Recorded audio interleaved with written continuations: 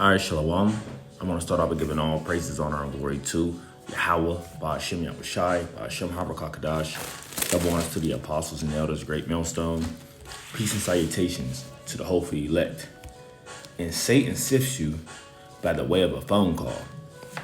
All right, so this past week at camp, we had a Jake come up, we was dealing with him for a little while. He said he was an Israelite. Okay, so we went to go over some scriptures and break down some scriptures to him. And, he seemed to be getting it somewhat, But long behold, the phone call comes in. All right, now you have some Jakes that, they may talk for a minute, maybe 30 seconds, and then, dismiss the phone call and continue to speak with us. Okay. But in most cases, you have a lot of these Jakes that once they receive that phone call, it's over. There is no more dialogue, okay? Because they'll say, hold on 1 second, let me take this phone call. But once they take that phone call, it's over with. They get to talking, they get to walking down the street. Then they'll say, you know what, I'll catch up with you guys next time, or what time or when the next time can I meet you? Or do you have some business card, or where can I reach you at? Okay, and often we'll tell them we're out there every week, through the mercy and grace of Yahweh Shemel Bashai, or her go our YouTube channel. But we never see them Jakes again. Okay? And I'm pretty sure most brothers know what I'm speaking on. And even the ones that do may dismiss their call, they'll speak for a little bit and they'll say, you know what, I gotta get going. Someone just called me and I'm meeting up with them, so forth and so on. Okay? But the point is in this lesson is that Satan sifts you, or Satan will sift you by the way of a phone call, And I'm doing this one in particular because I often see this one a lot. Okay, people being sifted by the way of a phone call. Okay, so let's start at the book of Mark 4, the first chapter. Okay, Slakia, the book of Mark, the 4th chapter, the first verse. It says, and he began again to teach by the seaside, and there was gathered unto him a great multitude, so that he entered into a ship and sat in the sea, and the whole multitude was by the sea on the land. And he taught them many things by parables, and said unto them in his doctrine, hearken, behold, there went out a sower to sow. And it came to pass, as he sowed, some fell by the wayside, and the fowls of the air came and devoured it up. And some fell on stony ground, where it had not much earth, and immediately it sprang up, because it had no depth of earth. But when the sun was up, it was scorched, and because it had no root, it withered away. And some fell among thorns, and the thorns grew up and choked it, and it yielded no fruit. And other fell on good ground, and did yield fruit, that sprang up and increased, and brought forth much, some 30, some 60, and some 100. And he said unto them, he that have ears to hear, let them hear. Okay?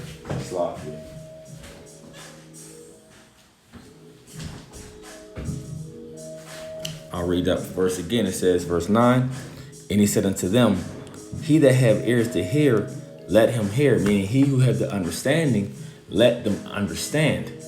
Right? Verse 10, and when he was alone, they that were about him with the 12 asked him of the parable. And he said unto them, unto you it is given to know the mystery of the kingdom of the Most High. But unto them that are without, all these things are done in parables. Okay? That seeing they may see and not perceive, and hearing they may hear and not understand. Lest at any time they should be converted, and their sins should be forgiven them. You see? So there's a spiritual block on these people's minds. Okay? There's a spiritual block on these people's ears. There's a spiritual block on these people's eyes. Meaning they are blocked that they can't receive this truth. Okay? That they don't receive this truth. That they don't receive the Spirit of the Lord. That they won't be able to convert to be healed. Okay? Basically, these individuals are unworthy. Okay? There's a reason why the Lord has this block on them, so they won't be able to be saved out of this oncoming destruction. Okay, that's why they can't see the things that we see that are plain, that are evident. Okay, that we see the destruction on hand. All right, hey, we foresee of the evil, okay, and we hide it for ourselves. You know, we hide it for ourselves. All right, these people don't. You know, so we are the only ones able to understand this truth. Okay, understand this wisdom, knowledge, and understanding. Okay. So I read it again. It says that seeing they may see and not perceive, and hearing they may hear and not understand, lest at any time they should be converted and their sins should be forgiven. And he said unto them, know ye not this parable? How then will you know all parables? So it's a parable, right? Now I was about to go into breaking this parable down of what this is actually speaking of. It says, verse 14, the sower soweth the word, and these are they by the wayside when the word is sown, but when they have heard, Satan cometh immediately and taketh away the word that was sown in their hearts. Okay, so we was giving this, we was giving this individual the word, breaking down the scriptures to him, right? Because he said, he preaches to people, he spreads a good message. Well, when I asked him, I said, well, what do you mean you preach to people? He says, I spread a good message, I spread positivity. And I replied back, well, trying to put forth that good energy and spread positivity. Hey, that's a beautiful thing, But I said, this gospel, this truth, is the true message you should be preaching. That preaches righteousness, that preaches positivity, that preaches good energy or positive energy. All right, this is the message that you should be preaching. Okay. Right, and we tried to give them, we try to put them on game with that. All right, out of all things that you may be saying, the only thing that's going to stick, right, that's really going to stick and do the healing, okay, is this word, man. All right, you got to spread this word. You got to share this gospel, this good news. But first, right, you got to come into the right true knowledge and understanding of the Holy Scripture. So you got to learn. All right, and we're trying to teach them to show him, like, look, you're saying you're doing what you say you're doing, but you got to come under the banner of the truth. You got to come under the banner of the Holy Scriptures. All right, that's the only thing that's going to work. Okay, that's the only thing that's going to stand. So it says, and these are they by the wayside where the word is sown, but when they have heard, Satan cometh immediately and taketh away the word that was sown in their hearts. Right? So then this is what happened. Satan came through with that phone call, and immediately just, hey, hold on, I got to take this call. And it was over from there, Now, we're used to that, so we can continue on to teach. We continue on to teach because this is not something that, this is not something that surprises us. We're used to seeing things like this.